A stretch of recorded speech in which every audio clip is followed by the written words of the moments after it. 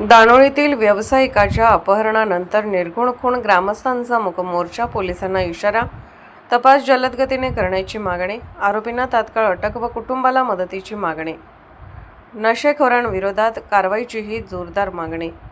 दानोळी येथे सोमवारी रात्री भरतेश टोपगोंडा या व्यावसायिकाचे अपहरण व निर्घुण खून करण्यात आला आहे। त्याच्या निषेधार्थ दानोळी गावात ग्रामस्थांचा मूक मोर्चा काढण्यात आला आणि त्यानंतर जयसिंगपूर पोलीस ठाण्यावर मोर्चा काढत उपविभागीय पोलीस अधिकारी अमोल ठाकूर यांना निवेदन देण्यात आले।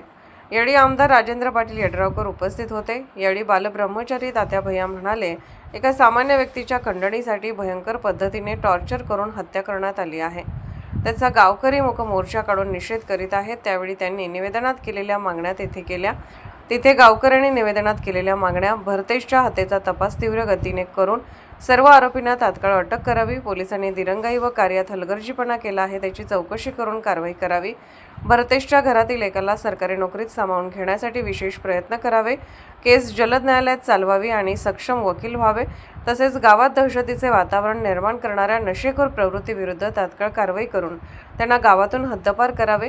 या मागण्यांचा गांभीर्याने विचार करून त्वरित कारवाई करावी, अन्यथा भविष्यात मोठे जन आंदोलन करण्यात येईल।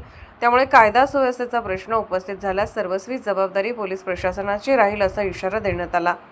आमदार यड्रावकर यांनी जनतेच्या मागण्या आणि प्रशासन यांच्या समन्वय साधत मनोगत व्यक्त केले। फक्त दानोळीच नाही तर पूर्ण परिक्षेत्रातील नशाखोरीचे समूळ उच्चाटनासाठी सूचना केल्या। यावेळी पोलीस अधिकारी ठाकूर म्हणाले, वरिष्ठांच्या मार्गदर्शनाने सध्या अत्यंत पारदर्शक व मुळापर्यंत तपासणी व कार्यवाही होत आहे।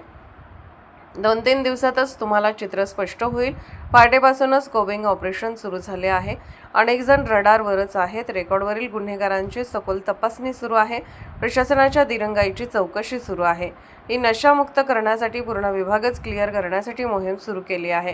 दरम्यान सकाळी छत्रपती शिवाजी महाराज चौकातून मूक मोर्चा गावातील प्रमुख मार्गावरून काढण्यात आला। त्यानंतर जयसिंगपूर पोलीस ठाण्यात निवेदन देण्यात आले। त्यावेळी सरपंच सौ सुनीता वाळकुंजे, जिल्हा परिषद सदस्या नंदिनी कांबळे, पंचायत समिती सदस्या दीपाली होगले, केशव राऊत, रावसाहेब भिलवडे, गुंडू दळवी, रामचंद्र शिंदे, सुनील शिंदे, विजय शिंदे, वकील पाराज, धन्यकुमार पाराज, दिनकर राऊत, सुकुमार सकप्पा, संदीप कांबळे, सुनील होगले, रामचंद्र वाळकुंजे, उदय राऊत, अमित दळवी, गणेश साळोखे, विपुल भिलवडे, संगीता बोरचाटे, प्रकाश पाटील यांच्यासह सर्व ग्रामपंचायत सदस्य, धन्यकुमार भोसले, संदीप पवार, रावसो खिचडे यांच्यासह टोपगोंडा कुटुंबातील महिला पुरुष असे शेकडो नागरिक उपस्थित होते। हे निवेदन मुख्यमंत्री, गृहसचिव, पोलीस महासंचालक, विशेष पोलीस महानिरीक्षक, जिल्हा पोलीस अधिकारी, पोलीस निरीक्षक यांना देण्यात आले। SK news, Jaysingpur.